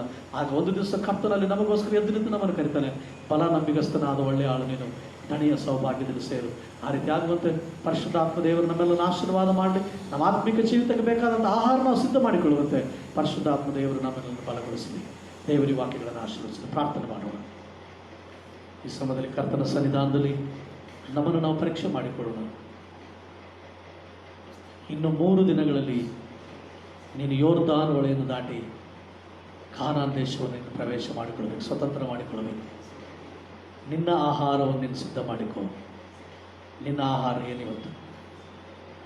ಆಹಾರವನ್ನು ಸಿದ್ಧ ಮಾಡಿಕೊಂಡಿದೆಯಾ? ನಿನ್ನ ಶಾರೀರಿಕ ಆಹಾರದ ಬಗ್ಗೆ ಕರ್ತನಲ್ಲಿ ಮಾತನಾಡ್ತಾರೆ. ಯಾಕಂದರೆ ಶಾರೀರಿಕ ಆಹಾರ ದೇವರ ಆತನ ಕೊಡ್ತಾ ಬರ್ತಾ ಇದ್ದಾನೆ ಇಸ್ರಾಯೇಲರಿಗೆ. ಆತನ ಮನ್ನವನ್ನು ಕೊಡ್ತಾ ಬರ್ತಾನೆ. ಅವ್ರ ಶರೀರಕ್ಕೆ ಏನು ಬೇಕು ಎಲ್ಲವನ್ನು ಕೊಡ್ತಾ ಬಂದ. ಆತ್ಮಿಕ ರೀತಿಯಲ್ಲಿ ದಿನ ನಿನಗೆ ಆಹಾರವನ್ನು ಕೊಟ್ಟಿದ್ದಾನೆ ದೇವರು, ಶಾರೀರಿಕ ಆಹಾರ. ಈ ಬರಗಾಲದ ದಿನಗಳಲ್ಲಿಯೂ, ಈ ಲಾಕ್ಡೌನ್ ದಿನಗಳಲ್ಲಿಯೂ, ಎಲ್ಲ ಮುಚ್ಚಲ್ಪಟ್ಟಂಥ ಸ್ಥಿತಿಯಲ್ಲಿದ್ದಾಗಲೂ ನಿನ್ನನ್ನು ದೇವರು ಮಾತ್ರ ಉಪವಾಸ ಹಾಕಿಲ್ಲ, ನಿನಗೆ ಆಹಾರ ಕೊಟ್ಟಿದ್ದಾನೆ. ಎಲ್ಲವನ್ನು ಕೊಟ್ಟು ದೇವರು ನಿನಗೆ ಹೇಳುವಂಥದ್ದೇನೆಂದರೆ, ಕಾನಾನ್ ದೇಶಕ್ಕೆ ಬೇಕಾದಂಥ ಆತ್ಮಿಕ ಆಹಾರವನ್ನು ಸಿದ್ಧ ಮಾಡಿಕೊ. ಮೊದಲನೇದಾಗಿ ಯೇಸು ಕ್ರಿಸ್ತನ ಅನ್ನುವಂಥ ಆಹಾರ ಸಿದ್ಧ ಮಾಡಿಕೊ. ದೇವರ ವಾಕ್ಯ ಅನ್ನುವಂಥ ಆಹಾರವನ್ನು ಸಿದ್ಧ ಮಾಡಿಕೊ. ದೇವರ ಚಿತ್ತವನ್ನು ಮಾಡುವಂಥದ್ದು ಆಹಾರ, ಅದನ್ನು ನೀನು ಸಿದ್ಧ ಮಾಡಿಕೊ.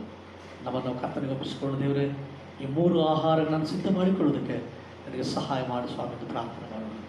ಪರಿಶುದ್ಧನಾದ ದೇವರೇ, ನಿನ್ನ ಪರಿಶುದ್ಧ ನಾಮಕ್ಕೆ ನಾವು ಸ್ತೋತ್ರ ಸಲ್ಲಿಸ್ತೇವೆ ಸ್ವಾಮಿ. ಈ ಬೆಳಗಿನ ಸಮಯದಲ್ಲಿ ನಾವು ಸಿದ್ಧ ಮಾಡಿಕೊಳ್ಳಬೇಕಾದಂಥ ಆಹಾರದ ವಿಷಯದಲ್ಲಿ ದೇವರೇ ನಮ್ಮೊಟ್ಟಿಗೆ ನೀನು ಮಾತನಾಡಿದ್ದೆ, ಅದಕ್ಕಾಗಿ ನಿನಗೆ ಸ್ತೋತ್ರ. ಈ ಆಹಾರವನ್ನು ನಾವು ಸಿದ್ಧ ಮಾಡಿಕೊಳ್ಳುವಂತೆ ಹೌದು ಕರ್ತನ, ಈ ಆಹಾರವನ್ನು ನಾವು ಸಂಪಾದನೆ ಮಾಡಿಕೊಂಡವರಾಗಿ ದೇವರೇ, ನಮ್ಮ ದಿನ, ನಮ್ಮ ಕರುವಿಕೆಯ ದಿನ ಬಂದಾಗ ಸ್ವಾಮಿ, ಆ ಲೋಕದಲ್ಲಿ ನಾವು ನಮಗೋಸ್ಕರ ಸಿದ್ಧ ಮಾಡಲ್ಪಟ್ಟಂಥ, ನಮಗೋಸ್ಕರ ಹೌದು ಸ್ವತಂತ್ರಿಸಲ್ಪಟ್ಟಂಥ, ನಮಗೋಸ್ಕರ ವಾಗ್ದಾನ ಮಾಡಲ್ಪಟ್ಟಂಥ ಕರ್ತನೆ, ಆ ದೇಶದಲ್ಲಿ ಸೇರುವುದಕ್ಕೆ ನನಗೂ ನಮ್ಮೆಲ್ಲರಿಗೂ ನೀನು ಸಹಾಯ ಮಾಡಬೇಕೆಂದು ಯೇಸುವಿನ ನಾಮದಲ್ಲಿ ಪ್ರಾರ್ಥನೆ ಮಾಡ್ತೇನೆ ನನ್ನ ತಂದೆ.